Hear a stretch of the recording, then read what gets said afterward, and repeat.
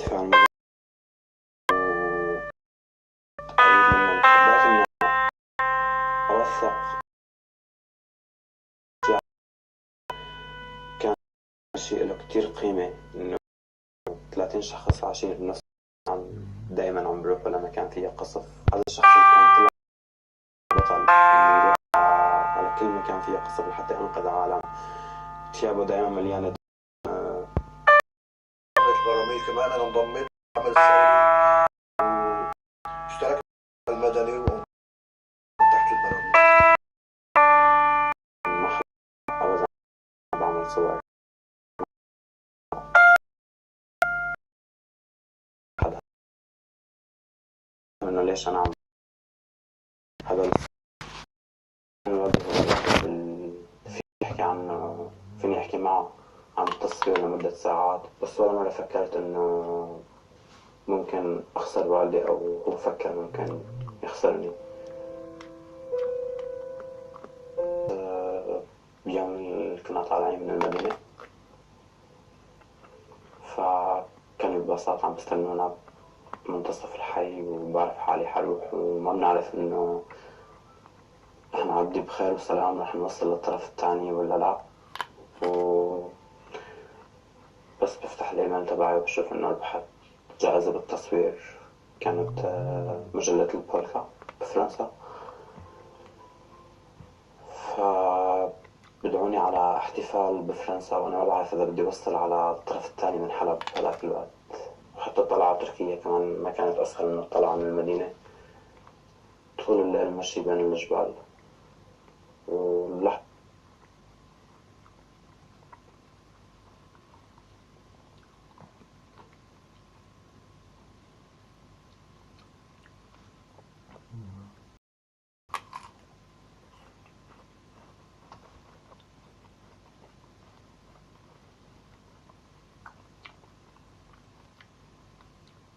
has shown a real warmth. That's what the official said. And the official data show that China's exports and investment grew by 13.6% and 12.2% respectively from January to February, while consumer retail sales increased by 6.7%. But for the industry, the data was too good, far better than the market's expectations. We have economists that predict that the pandemic and Russo-Ukrainian war could affect half of the China's GDP. We know the government is targeting the GDP growth of about 5.5%. Now more and more banks expect it to grow by just 4 to 5% this year. All right, not to mention issues with the tech sector, of course. So now there's the possibility of U.S. sanctions that's really on the table now should China decide to provide material support to Russia in its war with Ukraine. How big a concern is that for Chinese business leaders? Actions speak louder than words. The Beijing-based Asian Infrastructure Investment Bank AIIB stopped activities that are linked to Russia and Belarus. The BRICS Development Bank, which is jointly financed by China, Russia, India, Brazil, and South Africa, also announced the suspension of new transactions in Russia. Before this, two of China's largest state-owned banks had begun to restrict financing for the purchase of Russian commodities. All these show that Chinese financial institutions do not want to be sanctioned and lose the opportunity to trade in US dollars. So we know how big a concern it is for the business leaders in China. All right, so Zheng Han in Taipei, thank you very much. Is Russia on the cusp of insolvency? Ratings agency Fitch says there's an immediate risk of default. A bond payment of more than $100 million is due today. If Russia were to make that payment in rubles, it could trigger a technical default. Western sanctions hit the Russian economy hard. Many banks have been excluded from the global payment system SWIFT, and a big chunk of state assets have been frozen. While Russia has dollar reserves of $640 billion, the country's central bank is unable to access about half of that due to the sanctions. Russia's international bonds are worth about $40 billion. $117 million are due today, while a principal payment of $2 billion is due on April 4th. The Russian finance minister Anton Silvanov said Moscow will pay its debts in rubles if Western sanctions keep blocking access to its dollar reserves. Credit ratings agency Fitch warned that paying in rubles would constitute sovereign default if Russia won't transfer dollars to its creditors within the next month. The International Monetary Fund says Russia's economy is now projected to decline significantly. What impact will that have to the global economy? Let's remember that the reason they are unprecedented sanctions is because the unthinkable happened. A devastating war in Ukraine. And the impact of the sanctions is quite severe for the Russian economy. We expect deep recession in Russia. The slump is expected to hit neighboring countries such as Georgia and Moldova, which are both heavily reliant on trade with Russia. And there is also the chance that the recession could expand beyond the region, affecting the global economy. And let's take a look at other business news making headlines. BMW has warned investors that the conflict in Ukraine could negatively affect its business for the current year.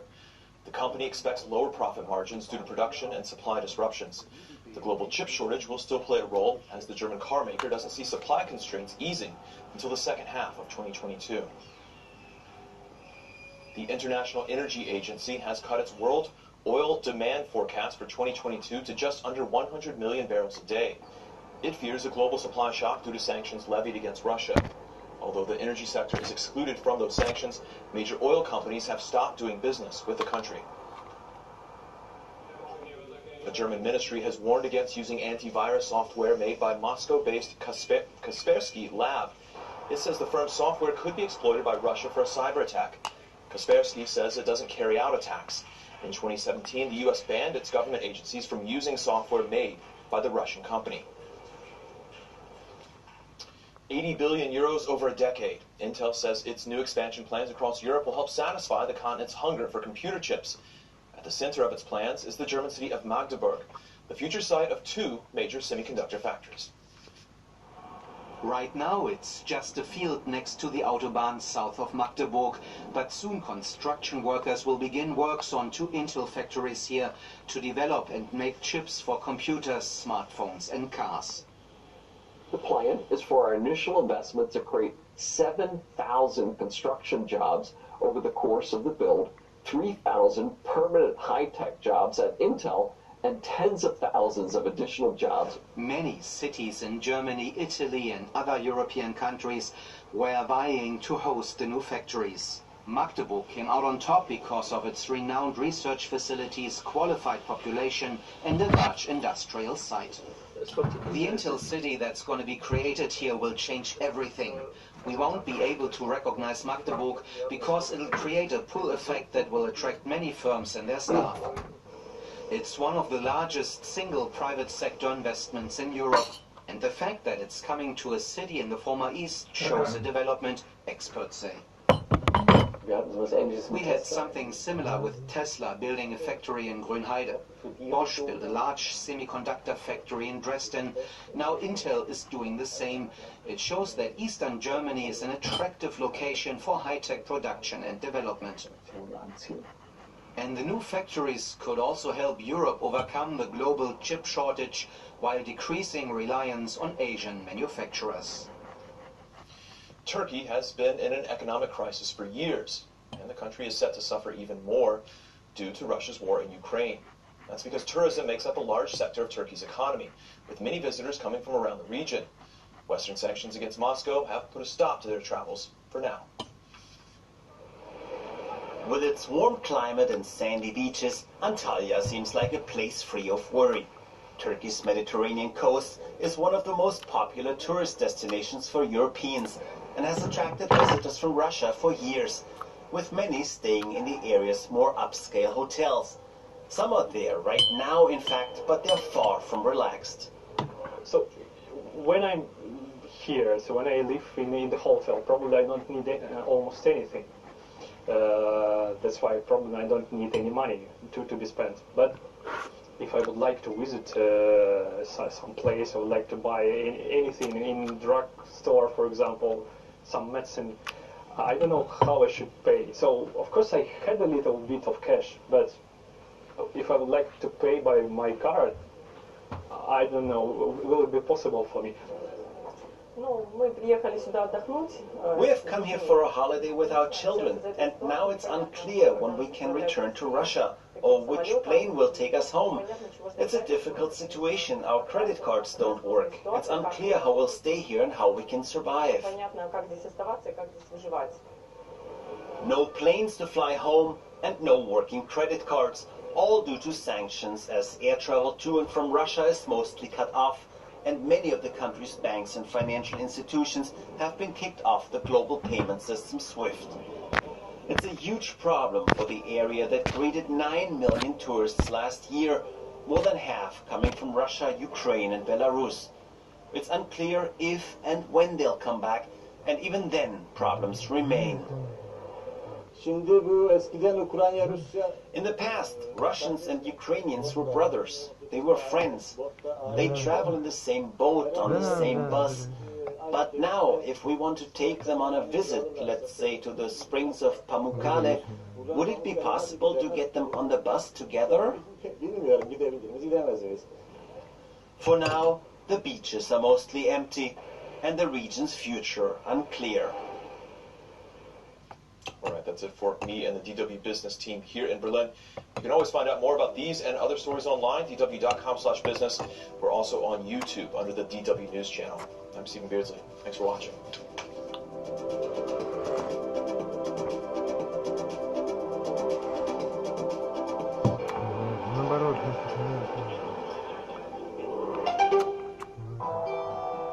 Today, she's self-confident and strong. But as a victim of female genital mutilation, Marie-Claire Moraldeau suffered for a long time. Now she's taken up the fight against this cruel practice and helps victims through her organization, Marie-Claire's Red Orchids. Close up. Next on DW. Happiness is for everyone. Human penises are very different from primates' penises. We have a totally ridiculous, romanticized view of nature. Hey there, I'm David, and this is Climate Change, Brexit, Sex. Woo! Happiness in 3 books. You'll get smarter for free. DW Books on YouTube.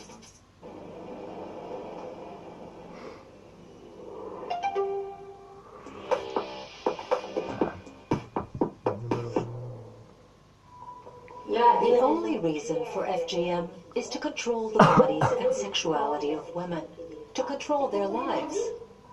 Marie-Claire Moraldeau was just 9 when she underwent genital mutilation. I was thrown straight onto the ground. I had no time to realize what was happening to me. One woman held my arms, 2 others my legs, and the 4th one, she was the one who had the knife.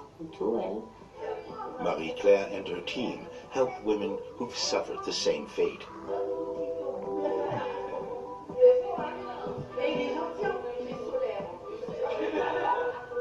She won't have time for a break today.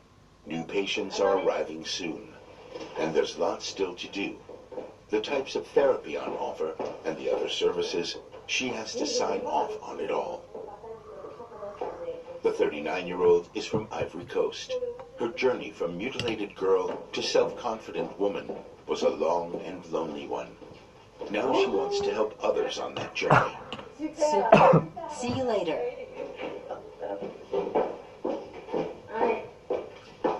She set up Les Orchidées Rouges, the Red Orchids, in autumn 2020. She gave up her career in the advertising industry to focus on the fight against female genital mutilation.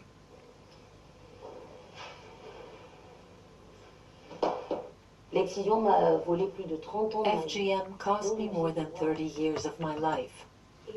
There are millions of women like me in the world, in the same situation as I was. I told myself I couldn't just sit back and do nothing. I had to set up the association to tell these women that FGM is not a question of destiny. It shouldn't be allowed to have the last word over their lives. I have decided to fight actively against this violence, so that Parmi ces mesures, il y a l'interdiction de l'importation de biens essentiels dans le secteur du fer et de l'acier. Il y a aussi l'interdiction de l'exportation de produits de luxe très prisés par les oligarques russes, souvent proches du Kremlin. L'ambassadeur russe à Paris a réagi à ces nouvelles sanctions, dénonçant une chasse anti-russe. Aujourd'hui, des familles, des proches, des gens plus éloignés, des cousins germains, des connaissances, voire des inconnus sont traqués. À mon avis, 600 personnes supplémentaires ont été ajoutées à cette liste des sanctions européennes. Les autorités russes ont décidé d'appliquer le principe de réciprocité, autrement dit, des contre-sanctions ont été adoptées visant des personnalités occidentales dont le président américain, son chef de la diplomatie ou encore le patron de la CIA. Par ailleurs, la Russie, qui était menacée d'être exclue du Conseil de l'Europe, a pris les devants en se retirant de cette organisation. Le Conseil de l'Europe est la principale organisation de défense des droits de l'homme sur le continent européen. La Russie en était membre depuis 1996. Il faut reconnaître que l'Ukraine ne pourra pas intégrer l'OTAN, alors que c'est un des motifs avancés par la Russie pour justifier son invasion de l'Ukraine. Le président Zelensky semble se résigner. Il avait déjà tempéré sa position la semaine dernière, disant avoir compris que l'Alliance n'était pas prête à accepter son pays. Il est évident que l'Ukraine n'est pas membre de l'OTAN, nous le comprenons. Nous avons entendu pendant des années que les portes étaient ouvertes, mais nous avons aussi entendu que nous ne pourrions pas adhérer. C'est la vérité et il faut le reconnaître.